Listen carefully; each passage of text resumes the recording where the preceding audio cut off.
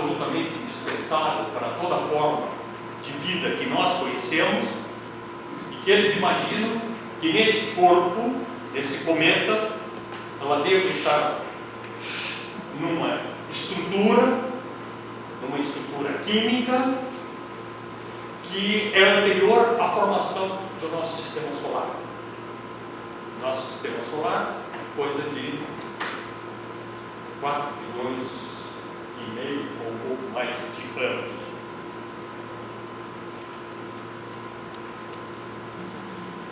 Eles estão perguntando pela vida.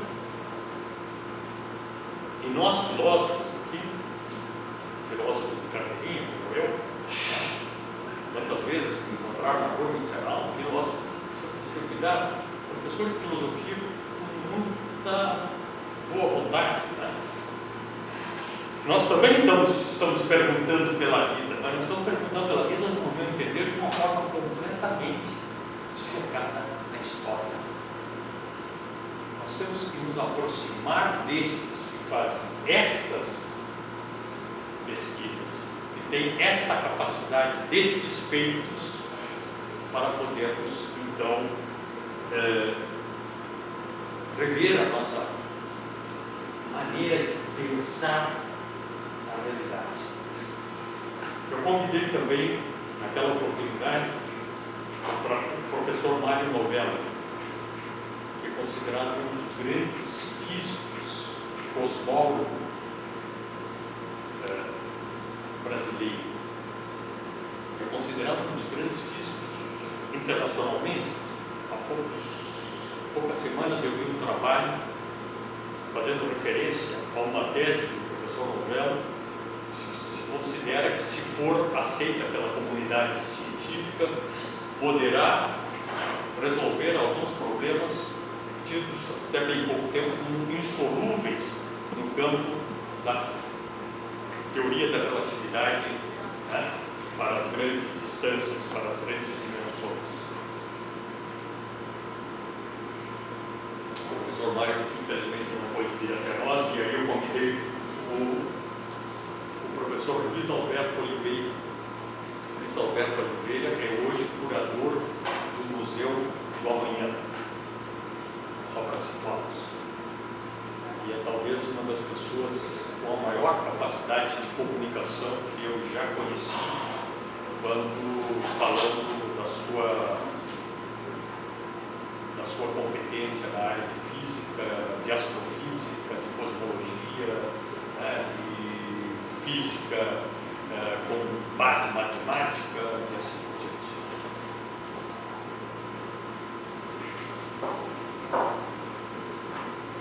Convidei uma outra pessoa que também, infelizmente, não pôde vir, professor da nossa universidade, que foi o professor Luiz Davidovich. O professor Luiz Davidovich é físico, trabalha num projeto de computação quântica. É tido e havido como uma das autoridades no campo da computação quântica no mundo. Se vocês forem ao fundão e forem à sala do professor Davidovich, vocês não vão acreditar as condições de trabalho dele. Então, ele está ali pesquisando e nos trazendo conhecimentos do comportamento da realidade que põe, para mim, põe absolutamente em questão toda a minha compreensão ontológica. Tudo que eu aprendi de ontologia, desde Platão até Heidegger, tem que ser revista. Por sinal, eu diria que uma das contribuições que eu acho que certamente na segunda metade desse século XXI vai ser revista, vai ser a contribuição de Kant. Kant nos antecipou questões extraordinariamente importantes. Kant não nos disse, Kant não é nenhuma Cassandra, não fez adivinhações, não prometeu nada para o futuro, mas Kant nos disse algumas coisas que estão na crítica da razão pura, tão erradas, toleradas e merecem ser lidas de novo. Tem que ser lido de novo, porque nós continuamos acreditando naquilo que a gente leu.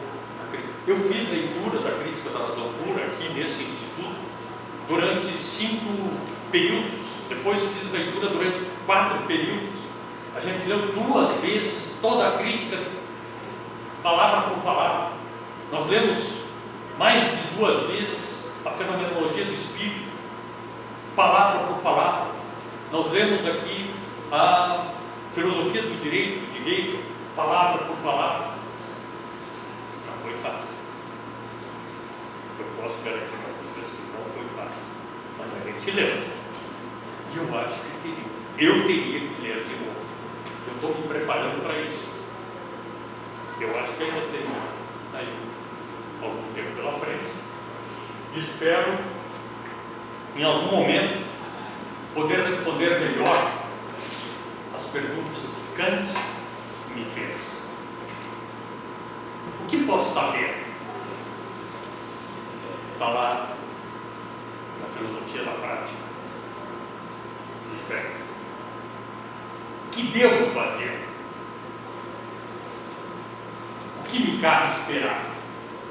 E essas 3 perguntas acabaram servindo de alicerce, né, para uma nova disciplina no campo da filosofia, que foi a antropologia filosófica.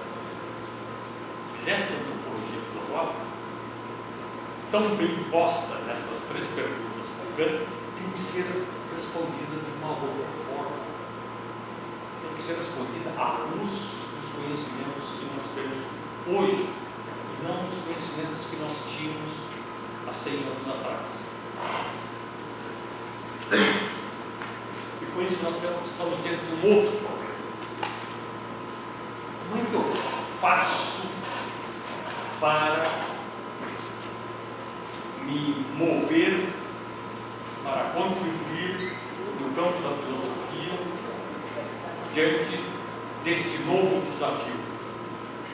Concretamente, como é que eu ensino filosofia? Muitos talvez aqui tenham interesse, vocação, disposição de um dia, ou talvez nesse mesmo momento, sejam professores de filosofia. A minha pergunta hoje é: como é que eu ensino filosofia? Uma coisa que eu tenho certeza é que eu não posso pretender ensinar filosofia hoje como eu aprendi. Isso é absolutamente equivocado. Não faz sentido mais. Até porque a universidade está toda errada. A universidade não faz mais sentido. Já há bastante tempo, e cada vez vai fazer menos sentido. Essa, a outra, é outra história. Eu passei aqui mais de 30 anos, fiz parte de todos os colegiados dessa instituição, desde o departamento até o conselho universitário, sempre dizendo a mesma coisa: nós temos que reinventar a universidade. Nós temos que reinventar a universidade. A universidade, ela já foi atual, ela envelheceu. Ela está completamente defasada do tempo. Eu, quando entro hoje em sala de aula e os alunos estão no telefone celular, eu me dou conta de que aquilo ali para eles é mais importante do que eu. Eles não fazem aquilo para me ofender. Não, eles fazem aquilo porque aquilo é mais importante. Eles olham para mim, eu passo, eu volto, eu vou, né? Eu fico, eu começo a falar e eles continuam ali. Tem alguma coisa ali que é mais importante para eles. Se eu quero realmente convidá-los, convocá-los, provocar neles interesse por aquilo que eu tenho a dizer a eles, eu tenho que encontrar uma maneira de que eles se apercebam de que dá para dar uma parada e me ouvir, mas não com um autoritarismo.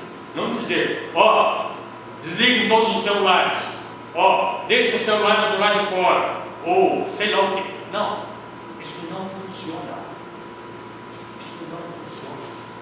Eu tenho que encontrar uma maneira que eles, quando eu boto o pé para dentro da sala, eles apaguem, desliguem o celular. E digo, bom, agora, por 20 minutos, por 30 minutos, talvez por 1 hora, nós vamos ter uma experiência mais importante do que ficar trocando mensagem, olhando mensagem no celular. Esse é um desafio. É um desafio da minha didática, é um desafio aquilo que eu aprendi de pedagogia. É um desafio da psicologia do conhecimento. Eu tenho que encontrar uma maneira de que eles percebam, como jovens, de que eles têm um potencial maior do que o meu, mas que talvez eu possa ser útil para alguma coisa. E que eles não olhem para mim e digam, lá vem ele de novo, tá? Já podia ter ido, e o recém está vindo. Tá? Então, estas questões são fundamentais. Eu tenho alunos, atualmente, que às vezes a gente se afasta do grupo, fica conversando, e eu me dou conta que eles sabem de algumas questões muito mais do que eu.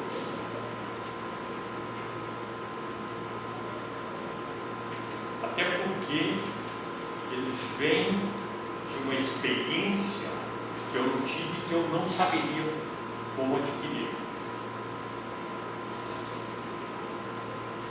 E nesta medida, né, a nossa relação se estabelece num nível de respeito mútuo,